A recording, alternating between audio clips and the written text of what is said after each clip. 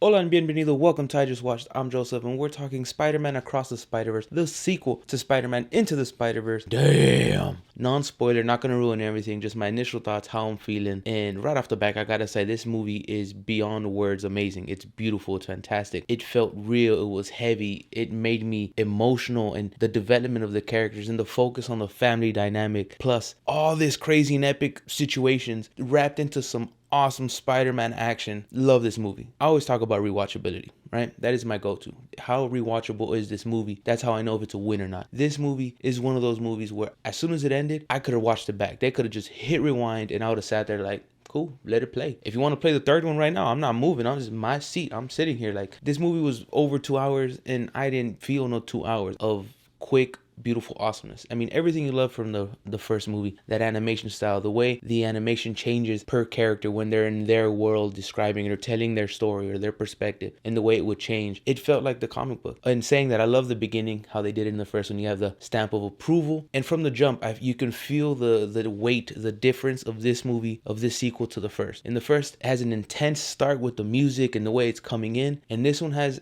it's still intense, but you can feel it's more not threatening but ominous. It has this heavy feel from the beginning, combination of the music and the way they do their initial start, and you have like this cold start of just backstory that is amazing, and it really sets you in for the story. But if you take away all the fun nostalgic cameos and all the crazy extra stuff that you get from the being in the Spider-Verse or the multiverse, it's still an amazing, beautiful movie. This takes me back to why, or what superhero movies need to do. They need to do and focus on story and let the superhero part, the cameos, the nostalgia, all that be extra. Let that be the dessert to the dinner, to the meal, and the story about this family dynamic. Not just Miles and his family, but Gwen and hers, Peter and his, and then the voice acting here was wonderful. Dude, I love Shameik Moore. Dude, I've loved him since Dope. If you haven't seen Dope, go watch that. That's Malcolm Adekombi. Every time anyone brings him up, I'm like, he's Malcolm Adekombi to me forever. Then he's DJ Sheldon, fantastic. And third, he is Miles Morales. If you do a live action Miles Morales movie and he's not it, you're already losing points with me. There's so many cameos or references or just pieces of nostalgia or just moments in this movie that you're like, oh my god, I can't believe I'm seeing this. I love this, the connection. And that never takes away from the main focus. Honestly, in the comics, is a dumb villain. He's not that important. He's not that crazy. He's more of a nuisance. He can be problematic, but the way he's developed throughout this movie, he goes from being a random villain of the week to this monstrosity of a situation. And then on top of that, you have to deal with this new Spider Society led by Miguel O'Hara, aka Spider-Man 2099, who has always been more vicious in the comics, but this sense of pain you get from his character through the way Oscar speaks for him, his design, his feel, the pain and suffering he's been through is driving him in everything he does. So he's no longer that Spider-Man, and they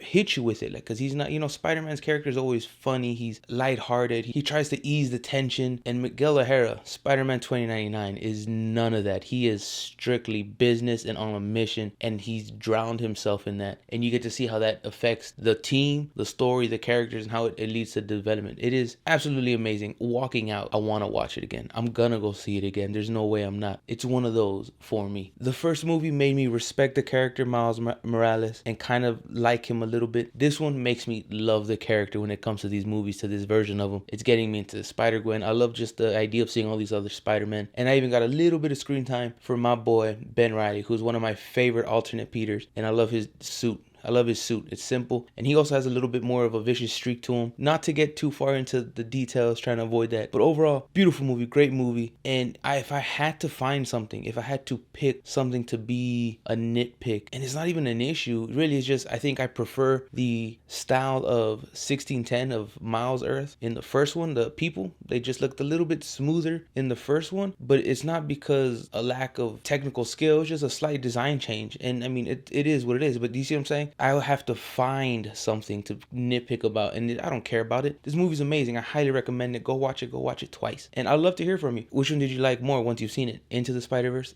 Across the Spider-Verse. No post-credit scene, no mid-credit scene, nothing like that, so you don't have to wait. I definitely did, just in case, but none of that. I can't wait. I can't wait to see Spider-Man Beyond the Spider-Verse. Honestly, I can go on and on talking about it, but my initial thoughts, how I'm feeling. I love the movie. I think it's easily one of the best movies of the year. It's probably my favorite movie of the year thus far, because not too many have given me that pull to be like, I need to see this again in theaters. I need to re-experience this, not just to try to catch more in the background, but just to enjoy the story, the heartfelt story between the family dynamic, the emotional weight that it carries, and just the ending. It's a cliffhanger, 100% a setup for the third. Ooh, like everything's boom, boom, boom, boom, boom. And then like the last, I don't know, 20, 30 minutes is just breathtaking, and it's intense, and it just leaves you craving, like fully addicted. You know, I love hearing from you. I want to hear your thoughts, your comments, your questions, your concerns. Which one did you like more? Are you excited for the future of this? I know I definitely am. I can't wait for the third. But until next time, stay safe, be well, y con mucho amor. Adios.